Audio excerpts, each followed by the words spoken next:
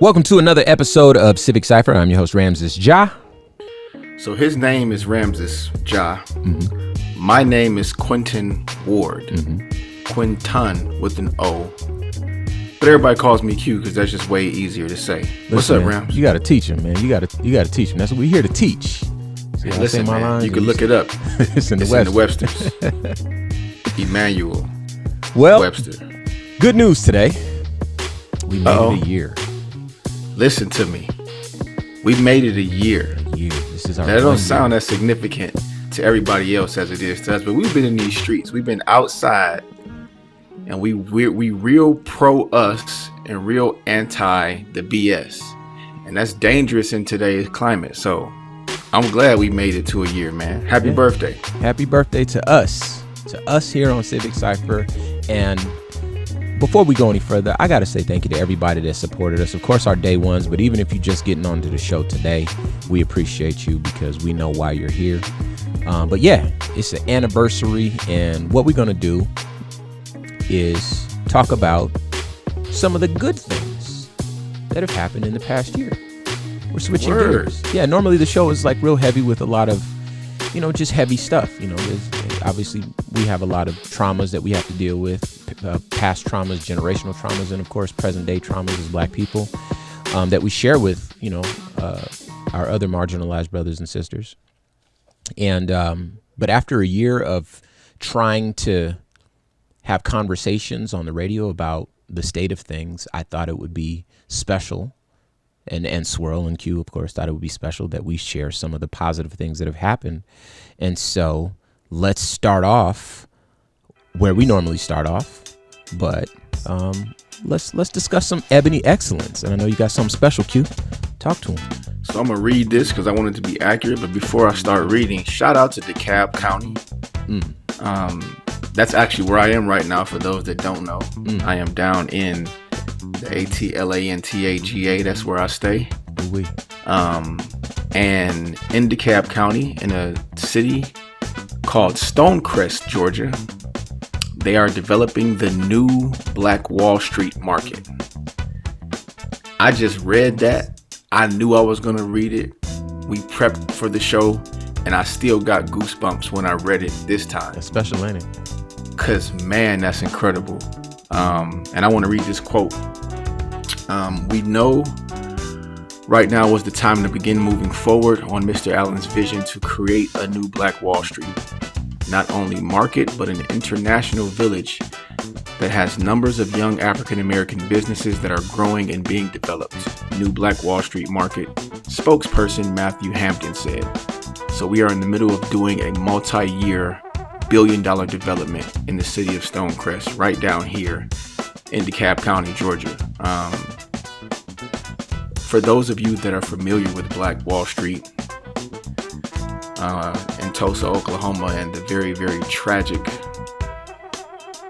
happenings down there, this is the type of thing you should get excited about. And the fact that it's happening here, I think is ideal. It's happening in a place where the Black agenda is very, very out, very, very forward, very, very loud. It's not covert, it's very overt. People are very, very proud, and very, very, in this area, it's very, very concentrated. So this is the perfect place for something like that to start and develop. And, we might need to do some Civic Cipher activities down here just to shine some light on what they got going, Rams. Listen, well, that's ebony excellence if I ever heard it. Shout out to Leicester Allen. I'm not sure how to pronounce his name, but he is Black.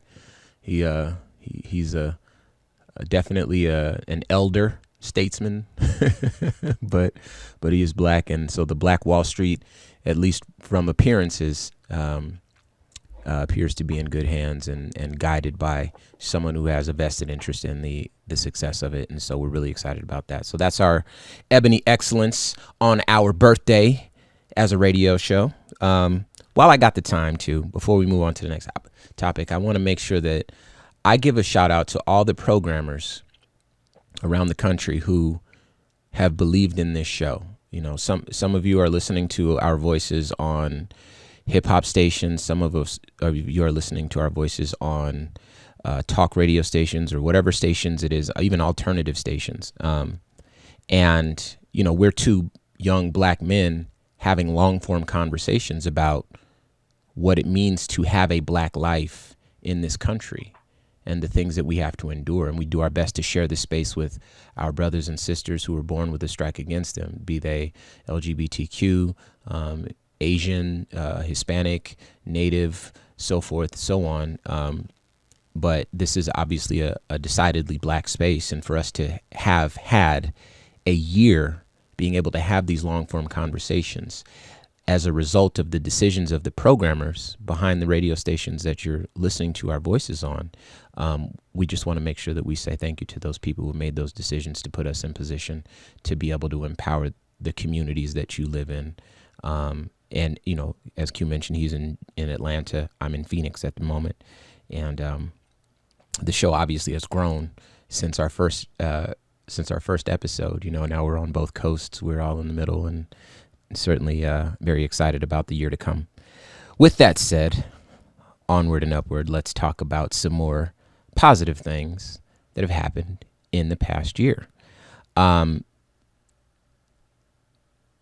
think the most notable for black people specifically, if 2020 had to have a name associated with it, given by black people, there's a number of names we could choose from, not the least of which is Kobe Bryant. We had to revisit, stuff with Nipsey. We had a lot of things that we had to process in 2020. But George Floyd, I believe, will be top of that mountain, right? And everyone took to the streets demanding justice. And as we learn time and again as black people, there is no justice. There's no way to make sense of a senseless death, especially an agonizing, like a horrible death where someone is crushed to death over the course of nearly 9 minutes. And it's on video with people telling the officer to stop. We all had to watch that. We all had to imagine our brothers. We all had to imagine our sons. We all had to imagine our cousins and relatives and friends and people that we love. We all, as humans, not just as black people, but humans, because I'm sure if you're listening to this show, if you can hear my voice, if you can hear Q's voice, you know someone that you can imagine in the place of George Floyd.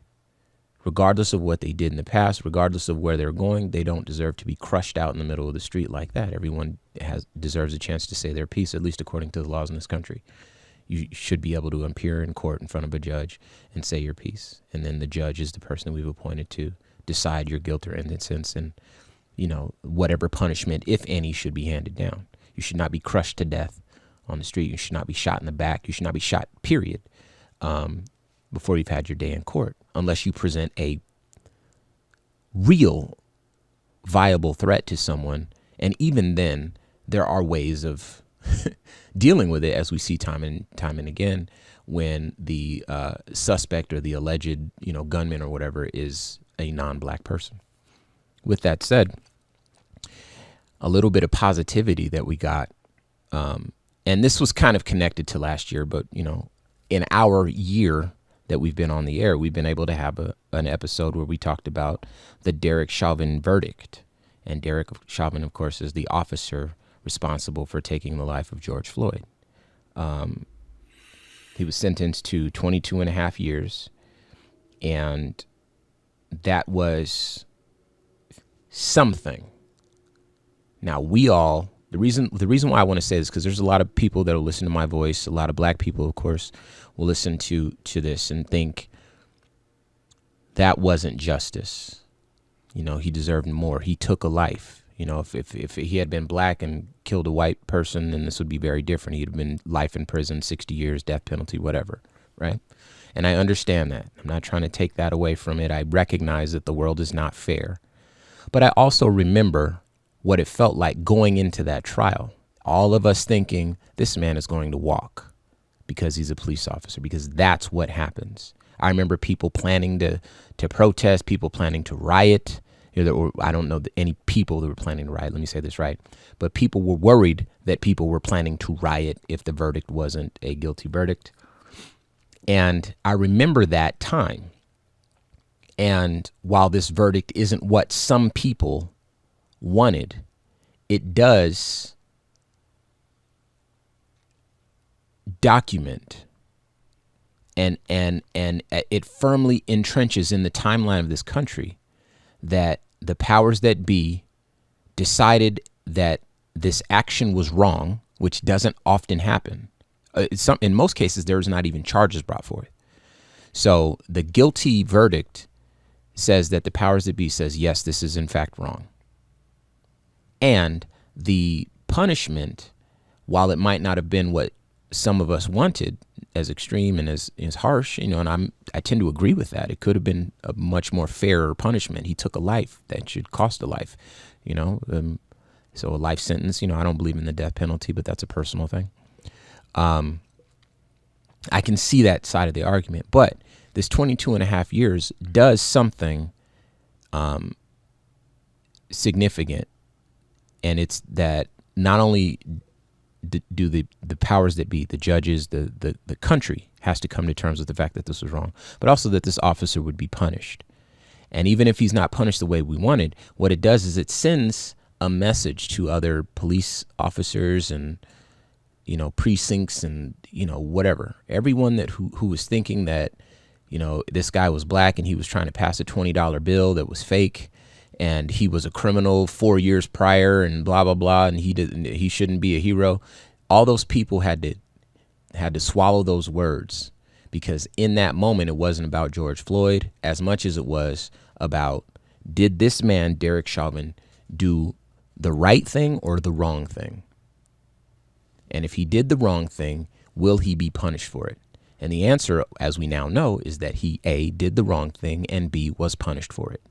Again, don't blow me up on social media. I recognize that punishment might not have been as severe as some people wanted, but he was punished for it.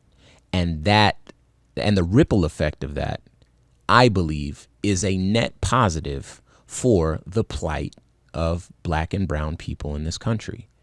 People who have often been the victims of police brutality, the victims of systemic oppression and white supremacy, and have never even had a chance at justice. You just have to take what these people do to you and eat it. And that's the story going all the way back to the beginning of this country, if you were born with a little bit more melanin than our Caucasian brothers and sisters. And so I call that a positive. And on our 1 year anniversary, if I'm looking back and I'm seeing the positive things that have happened in the years since we've been on the air, I definitely count that among them. Now, I might be alone because I haven't got your thoughts on it yet, Q, but I would love to hear what you think. So, as you said, of course, a harsher sentence, but like you said, man, going into this, I think a lot of us expected for there to be nothing.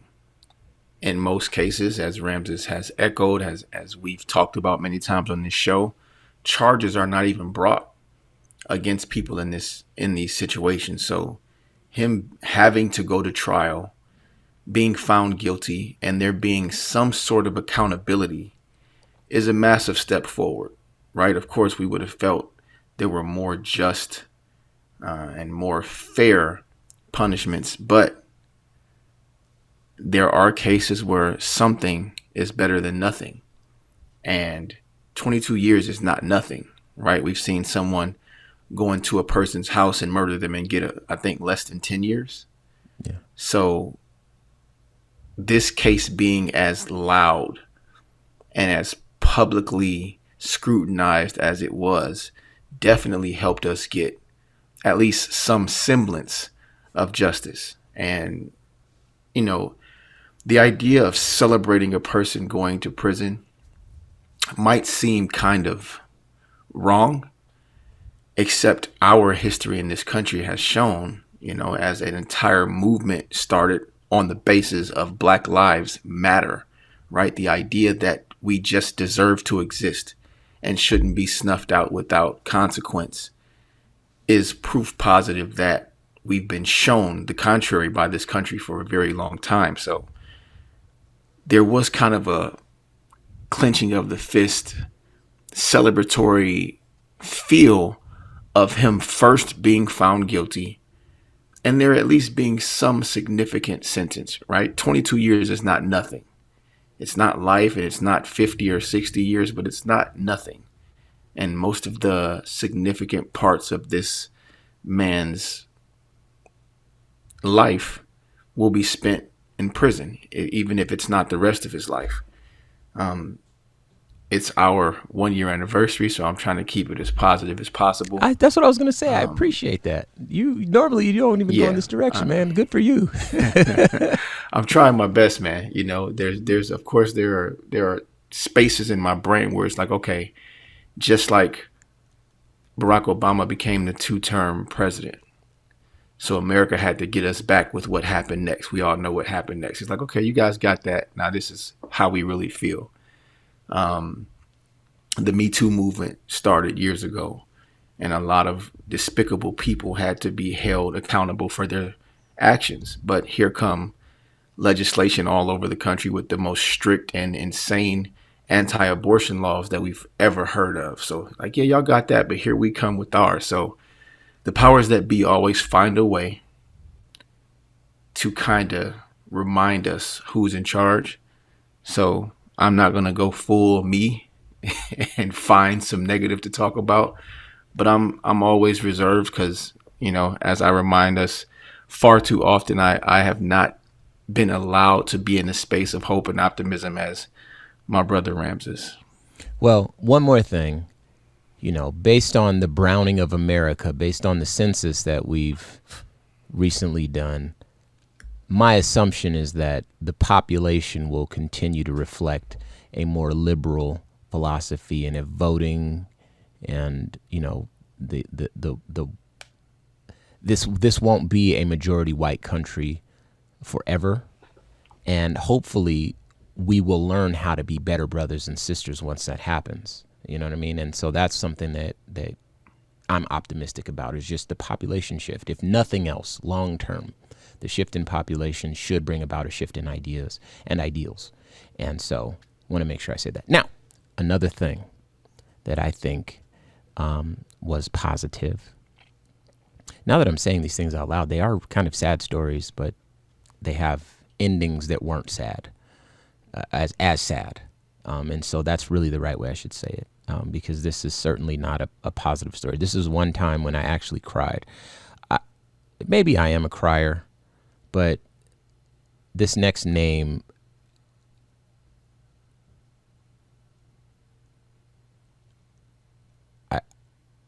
I saw the video of, he was a kid. I saw the video of him. I saw the light in his eyes. I saw his smile. And then I read the story about what happened to him.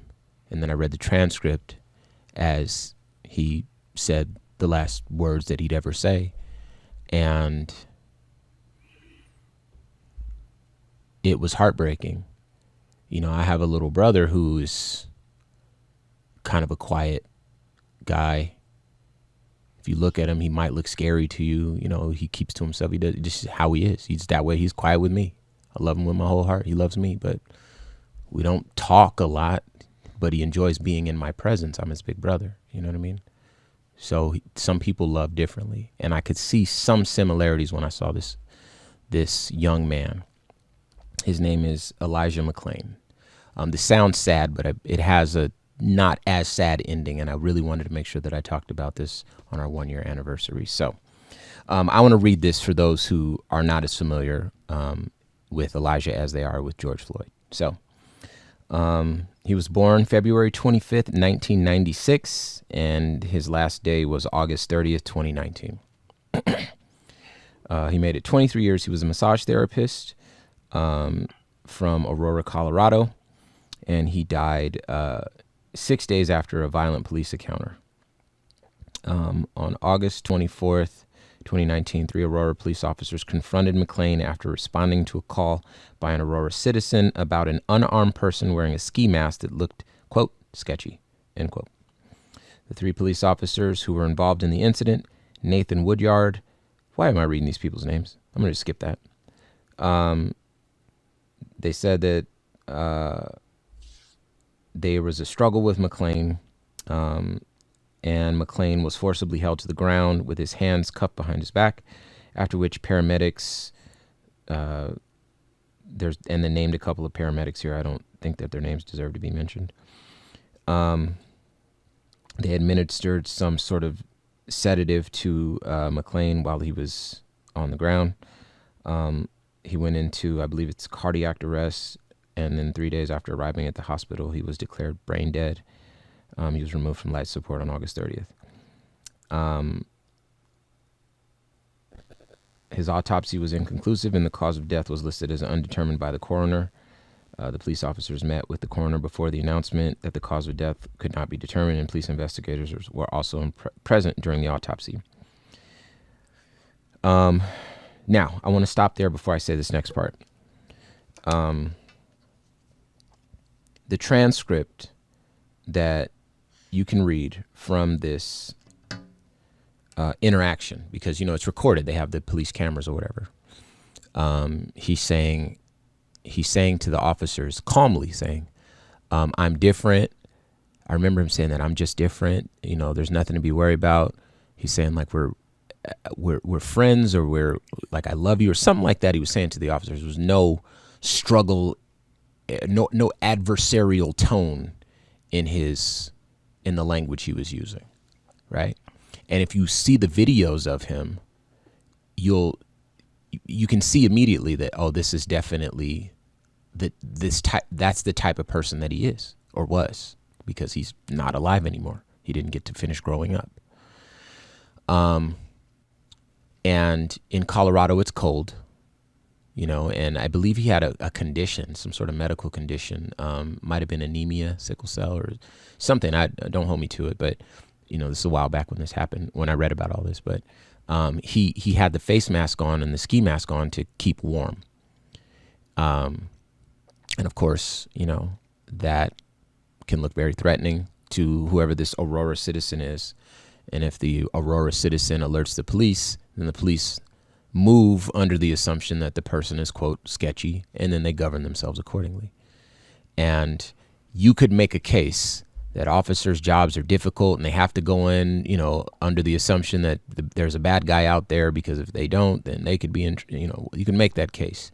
But once you read the transcripts, once the officers are interacting with him, and once you see that they are overreacting very much to this person who was just walking down the street, and that ultimately he lost his life because of their actions and those of the paramedics, then this next line, this next bar becomes, again, not good news. It's not a happy ending, but it is an ending that is not as sad as the ones we're accustomed to. So allow me to continue. In September 2021, the 3 police officers and 2 paramedics were charged through a Colorado grand jury. And they were charged with the death of Elijah McLean, long story short. So for the charges to even be brought to these people is almost unheard of when the victim is black. And, you know, there's this narrative that exists in this country. I don't know how fair it is. I'm not saying it's unfair, but that the narrative is that our first responders are heroes. And when I think of heroes, I think of like Superman. You know, I'm not knocking anybody, you know what I mean? But I think of those types of people, and they don't get paid. Superman never got paid to save anyone's life, you know? But if you get paid to do something, before you're a hero, it's a job. If you do something heroic while in that job, then maybe we can have that conversation. I'm actually willing to have that conversation with you if you go above and beyond that call of duty. But I think the term hero really can serve to elevate a person from doing their job to like an almost godlike status. And I don't know if it's deserved all the time. I don't know that it's fair all the time. Obviously, there's instances like the one we're talking about where people lose their lives. And of course, we talk all the time about how police, who are often considered first responders, there's a tremendous amount of loss of life when it comes to policing. It's not to say that people don't save lives too, but when we automatically start off with this hero narrative and we don't look at it like it's a job where some people can be good at it and some people can be bad at it, and people rush to defend that, in the same way that you defend troops and you defend everything else, which I'm not saying is wrong. Obviously, these people are very important. The roles they play in society is very important. But it's almost like people are impervious to having human shortcomings, which is very unfair when it comes time to hold folks accountable for their actions. And I think I'll leave it right there. But if you're just tuning in to Civic Cipher, I'm your host, Ramses. Ja. They call me Q Ward, except so my auntie calls me QT. I don't know. I ain't hear about that one. I don't know. I'll do some research. I'll figure out what that came from. And sometimes my mom calls me Q Dirty. Yes, and that's indeed. a whole nother conversation that we'll have another day. Okay. Well, if you're just tuning in, stick around. We are having our 1-year anniversary show, and we chose to discuss some of the more positive things that have happened over the year that we've been on the air. And coming up in the show, we will be talking about perhaps the biggest donor of the year, fiscal donor, in our Become a Better Ally segment. We do want to talk about some other things that have happened, some past things and some present things going on. And of course, we're checking in with DJ Swirl for that Way Black History fact. But for now, let's go ahead and discuss our Becoming a Better Ally highlight. This time we're talking about a woman named Mackenzie Scott. For those of you, I know her. Yeah. I didn't know her until all this stuff happened, but she got the bag. She got it all. I ain't mad at her. But yeah, she ended up divorcing Jeff Bezos. She ended up with billions of dollars. And she and other billionaires, there are some other billionaires, but has committed to giving away the majority of her wealth. The thing that interests me and us around here is that despite her donating nearly $7 billion since her split, she's given away nearly $1.7 billion to historically black colleges and universities and women's and LGBTQ equity organizations. So, if those aren't marginalized individuals or people born with a strike against them, I don't know what is. $1.7 billion to institutions of higher education or institutions dedicated to fortifying and preserving the lives, cultures, legacies of black individuals, brown individuals, gay individuals, and so forth. And, there's been this big call for reparations since forever. And, if that never comes about legally on paper, like where you are donating to a cause or you're taxed for it and then the government pays it out to folks who've been harmed by the government's actions in the past, you can pay your reparations on your own in the same way that Mackenzie Scott does.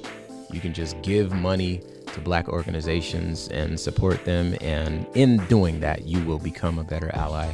Money never hurts, and as long as you make sure you know who you're donating your money to and you really believe in the cause, karmically, I believe that'll get you in line with the universe and where you want to be ultimately. So yeah, something to keep in mind. Big shout out to Mackenzie Scott, though. We didn't get a chance to talk about her before, so we're doing it now.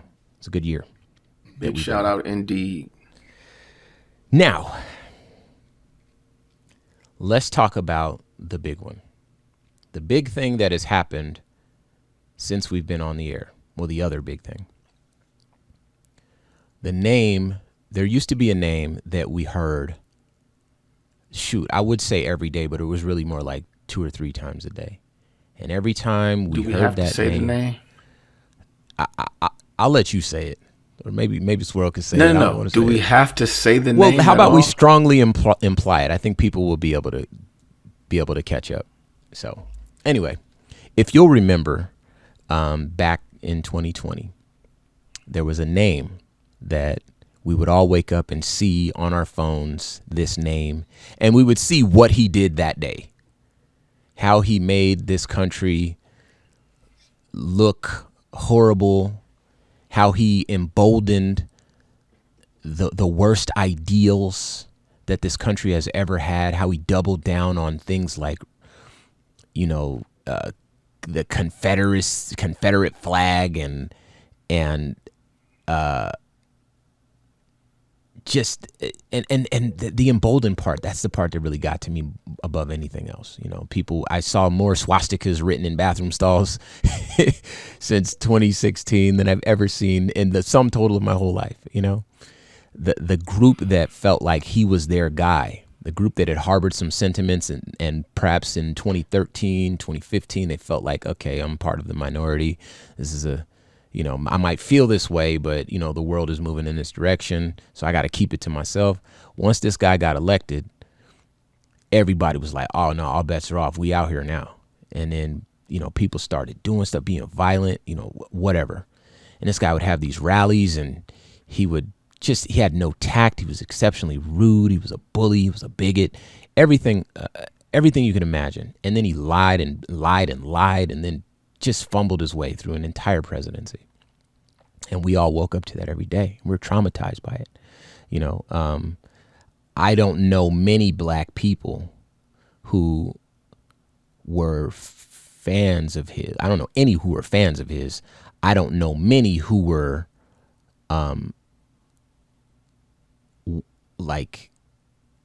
just like, hey, he's our guy, so that's just who we're riding with. I don't know any like black Trumpers, like go Trump. There's some people who are just Republican. Man, I didn't think we were going to say it. Oh, dang. I'm sorry. I almost made it. But anyway, you know what I'm trying to say.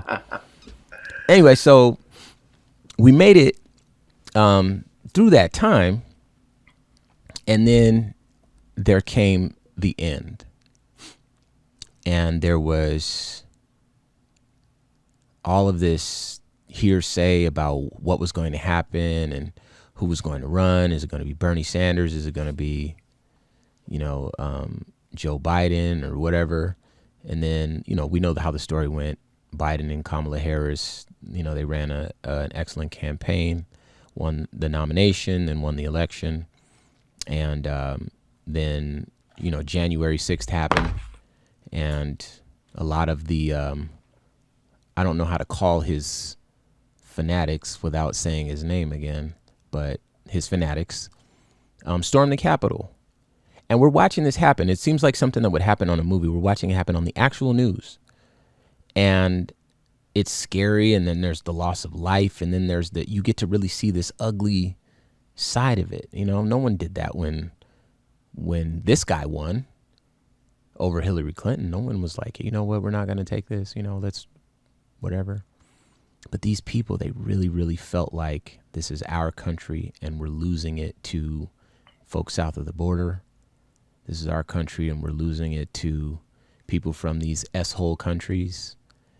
This is our country and we're living in fear because of, our coal mining jobs are going away to China. Like all kinds of weird stuff like that, man. These people were, and they had their guy and they were willing to fight for him and die for him. And that's exactly what happened. And, in hindsight, it's easier to feel bad. At the time, I really didn't, but it's really easy to feel bad for people who have experienced a great deal of hopelessness. Hear me out. I see your face, Q. Hear me out. In hindsight, it's easier to feel bad. When you are born with this seeming like superpower, You know what I mean? Maybe it doesn't appear that way to you, in your early stages of your life, but you're born and you have white skin. Yes. And everyone on TV looks like you, and everyone on the billboards and the Pantene Pro V commercials, and everyone looks just like you. And the world was shaped in your image, and you're curious, why do people want to change the world so much? Why are these people always complaining? Because the world suits you so well, it's hard to see why anybody would have a problem with it. It's hard to come off your own porch to see what's really going on in the streets, right? But, I'm a human, and I recognize some human things that happen. You get comfortable, you get secure in your own little world, and your frame of reference tells you all the truths that you need to be true, and then everything is good. And then beyond that, everything else belongs to, it doesn't exist in your world. I mean, it exists, you're aware of it, but it doesn't affect you one way or the other, so you're not too concerned about it. Well, you get older, and then you realize, what American dream? I was supposed to be a movie star. I was supposed to be rich and famous. I was supposed to be this and that and the other. Why are these people complaining? Just because they are black. Michael Jordan is black, and he's rich. Or look at this guy, or Morgan Freeman, whatever name they want to pick. He did okay. Meanwhile, I'm here and I'm white and I can't get a break. This was supposed to happen for me. I was sold something that didn't happen. And this presidential candidate guy was able to find that gap in between who they were and who they were supposed to be, quote unquote, and give them a reason that they didn't make it. Oh, well, because the jobs are gone. Oh, because this happened. Or because these people are coming and taking over the country. Oh, because your tax dollars are going to waste. Oh, because people are on welfare. Oh, this, oh, that, or the other, And these people, because they were so disillusioned and disappointed in the outcomes of their lives and their station in life, of course, it can't be their own fault. It can't be their own problem. It has to be someone else. You know what I mean? Everything should be like the Disney movies I saw when I was a kid. They were vulnerable for that message from that man. And those are the same people that went to the Capitol. Those are the same people that want to hang on to this Confederate flag of a country that existed for like 6 months or something, or a couple of years, I want to say, maybe 6 years. I don't know, whatever it was. It was very brief. And then that country actually lost, and they wave that flag around, and it's the losing flag. It may as well be a white flag. It's crazy, but it's all that they have. It's their legacy, it's their heritage, it's their culture, if you will. And it's sad. It's when you start to take a step back and look at it, it's really sad. And then you start to see how everyone else is a threat to them. You start to understand it's not fair, but I get it. How black people can be a threat, how Hispanic people can be a threat, how Asian people can be a threat. You know what I mean? Because this world, you've been taught, was created for you to succeed. And if you don't succeed, it can't be your own fault. It can't be the fault of these rich people. It can't be the fault of capitalism. It can't be the fault of anything that you can't see. But if I do point someone out to you and they look a little different from you, it can be their fault. And it's such an easy sell for a lot of people. And it's not because these folks are white. It could happen to anyone. But it just so happens to be the case that they're white. And so it's from that vantage point that I look at it and I say, it's easier to feel bad now, looking back on it in hindsight. These people aren't, they are angry, but above that, they're desperate, for something to blame, something to make their lives make sense. And you start to feel bad. And at least for me, I begin to become more compassionate. I recognize education changes a lot of things, and some people do not wish to be educated. But, some people, other people besides me, maybe they can have conversations with these people who need to blame their lives on some cause.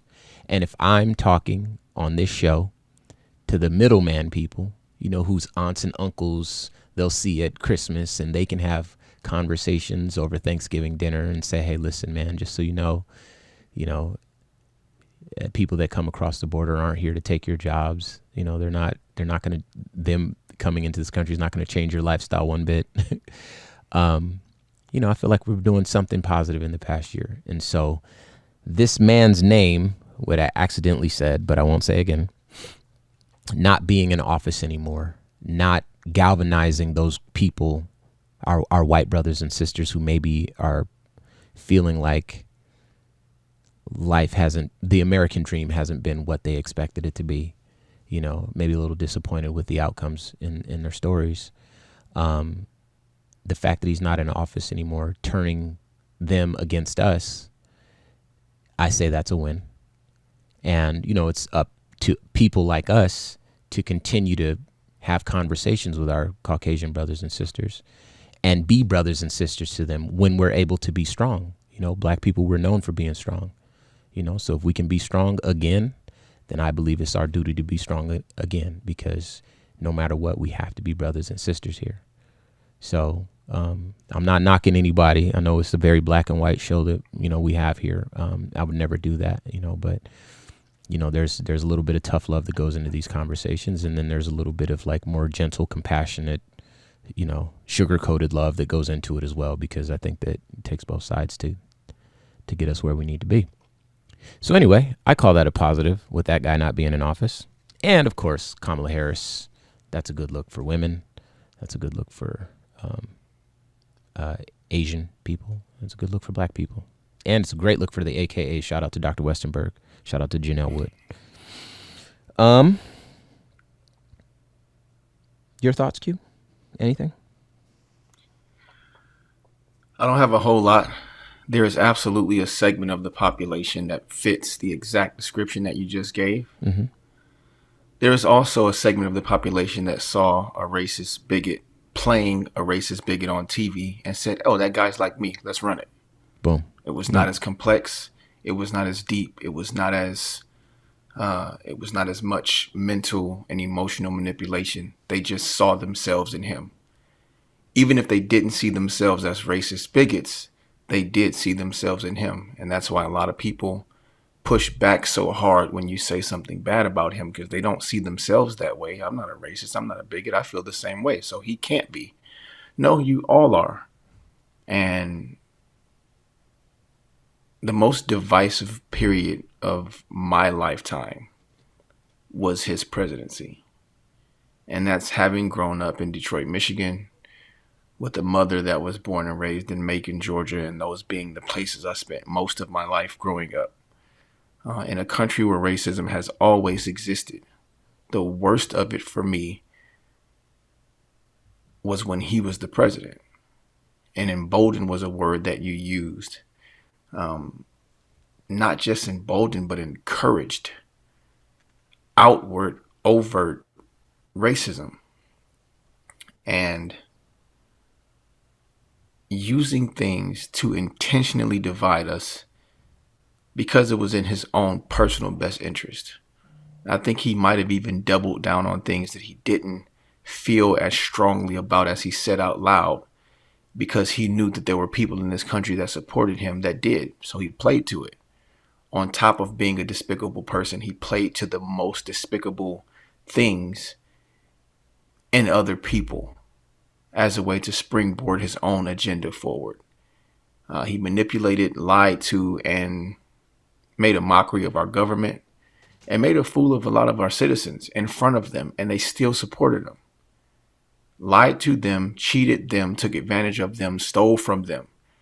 And even when they learned of these things, they dug their heels in so far and so deep in support of him for so long.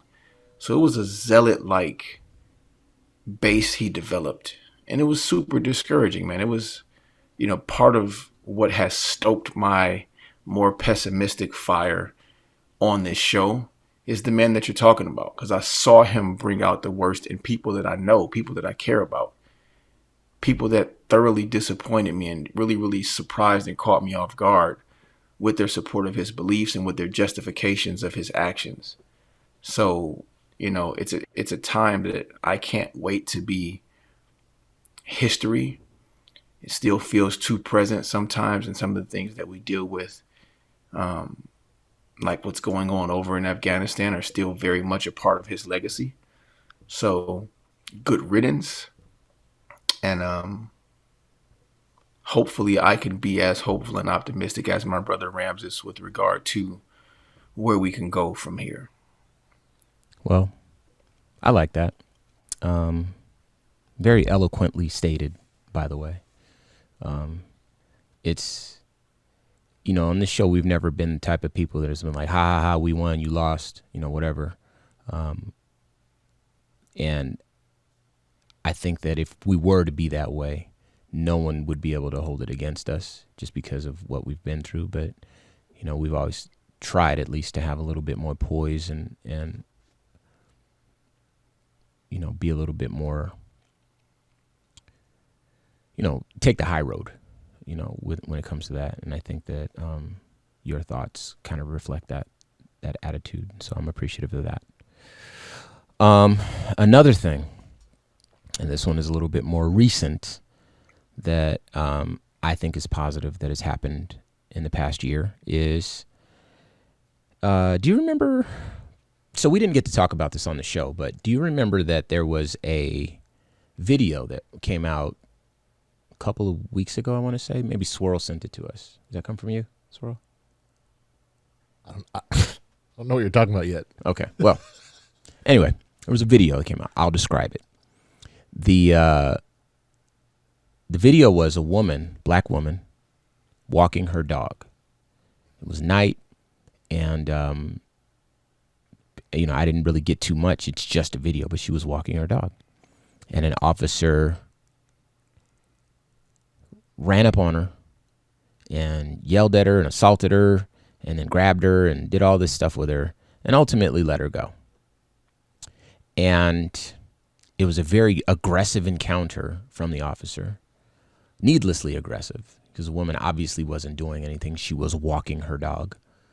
And, from the video, there's no audio. You can't really, hear what's happening. And of course, on our end, we've learned as journalists not to really jump to any conclusions, save the obvious conclusion, which is, well, that doesn't seem like it's necessary. This huge man attacking this woman who's walking her dog. There's no weapons or nothing. This woman poses no threat. If she was trespassing or if there was anything going on that was, whatever, you can just talk to this woman. But, when we see it happen, we're like, oh my God, this is completely unnecessary. Unfortunately, the woman wasn't, she wasn't killed or anything crazy like that, but you could see the aggressive sort of type of behavior coming from the officer. Now, I wouldn't know how to point you to the direction of that video. I guess if you wanted to see it yourself, you could Google black woman walking dog attacked by officer. Maybe it'll come up and you'll be able to see it. The video takes place, looks like it's nighttime. And you can see for yourself exactly what happened. Well, under normal circumstances, we would expect to see a video like that. In our group chat, we share stories like that all the time in order to prepare for the show every week. We would expect to see a video like that and say, well, this is just another incident of what is happening. And we could talk about it or we could not. Maybe it contributes something meaningful to the narrative or maybe it doesn't. But we're already aware that these type of things happen. They have happened since long before we were born. And unfortunately, our belief around here is that they will continue to happen for some time. And that's just kind of what we're dealing with. But the reason that we're talking about this one today, and the reason why, again, it's not necessarily a positive outcome, but it's not as negative. And, on our birthday, it felt meaningful to have some not as negative things. The officer involved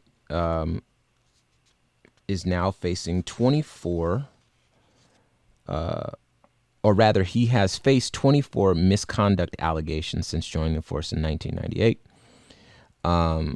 3 were sustained, resulting in discipline, and the most serious incident involved an off-duty incident in Tennessee, which the officer was suspended for 20 days and arrested on aggravated assault charges after pointing a gun at a victim and subjecting them to verbal abuse. So, the reason that we're talking about this is because the calls to action against this officer have resulted in disciplinary action, which is now not so unheard of. Now that we've talked about Derek Chauvin and the Elijah McClain case and so forth, it is possible for you to act out of pocket and get hemmed up. Now, obviously, the story tells us that you can do it, 24 times and get away with it and still be a police officer. But that 25th one, it'll catch up to you, which in the past hasn't always been true when it comes to police, and certainly the way that police interact with black and brown bodies. And so that, I believe, is progress. That is something that we can look back on our year being on the radio and say the world is slightly better than the one that we started in, and hopefully we're contributing something meaningful to that growth, and we will be able to continue to do so with the help of our listeners and with the help of these programmers, and just with our own fortitude toward that end. And so with that said, I think it's time to check in with DJ Swirl for that Way Black History Fact. Today's Way Black History Fact highlights David Ruggles, a.k.a. the soul of the Underground Railroad. David Ruggles was an African-American abolitionist in New York who resisted slavery by his participation in a committee of vigilance and the Underground Railroad to help fugitive slaves reach free states. He was a printer in New York City during the 1830s, who also wrote numerous articles and was, quote, the prototype for black activist journalists of his time, end quote. He claimed to have led more than 600 fugitive slaves to freedom in the North, including Frederick Douglass, who became a friend and fellow activist. Ruggles opened the first African-American bookstore in 1834 and was secretary of the New York Committee of Vigilance, a radical biracial organization to aid fugitive slaves, oppose slavery, and inform enslaved workers in New York about their rights in the state. In October 1838, Ruggles assisted Frederick Douglass on his journey to freedom and reunited Douglass with his fiancée, Anna Murray. Ruggles was especially active against kidnapping bounty hunters, also known as blackbirds, who made a living by capturing free black people in the North and illegally selling them into slavery, as was done to Solomon Northup in 1841, whose story was portrayed in the movie 12 Years a Slave.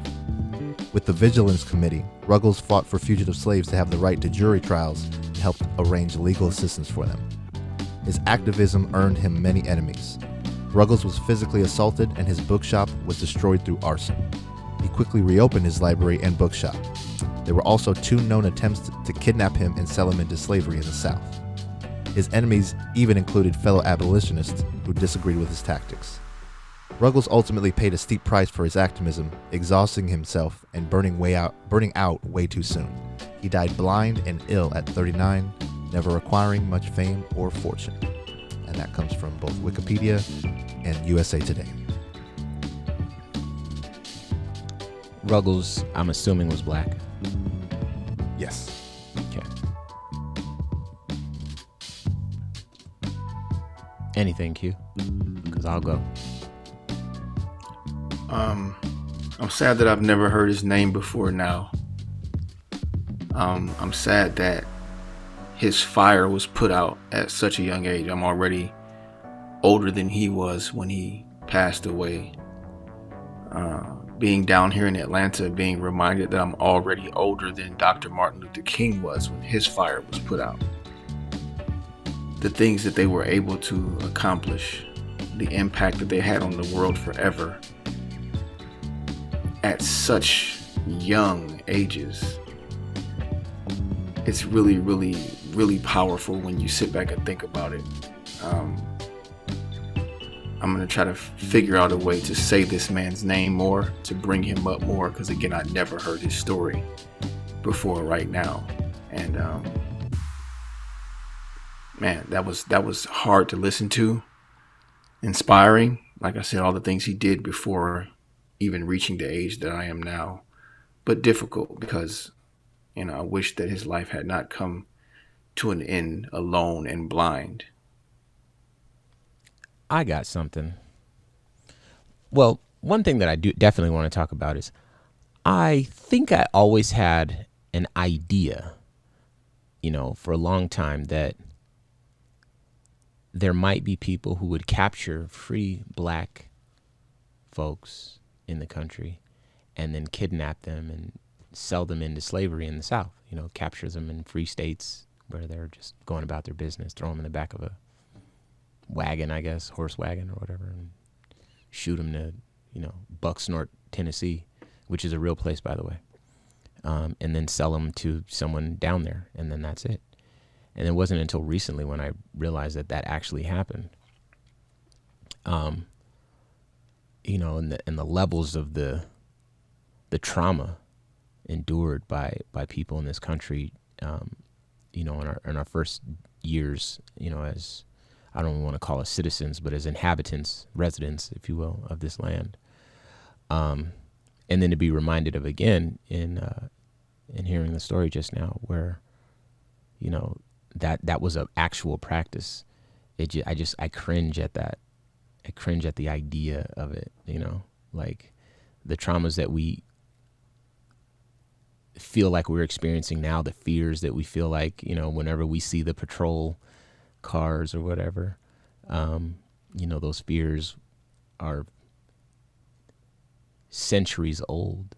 They're just looking for somebody to snatch up and get into the system or make a profit off of. The prison industrial complex being privatized means that there's money to be made there, and it's the money flows differently these days, but still the fear of walking down the street, in your black skin is very much the same. So the officer or the whatever might not make any money in the same way that these kidnappers did. But I just think that's interesting to kind of hear that story. But just like you said, this is somebody that I've never heard of before. And this is part of the reason why I'm like so happy to have these way black history facts, because, if we just keep talking about the history that we know, there's something to be said about that, because obviously we need to celebrate it. It gives us, a guidepost of where we've been, what our ancestors have endured and our forefathers, and where we are and the liberties we enjoy now. And then I think it also helps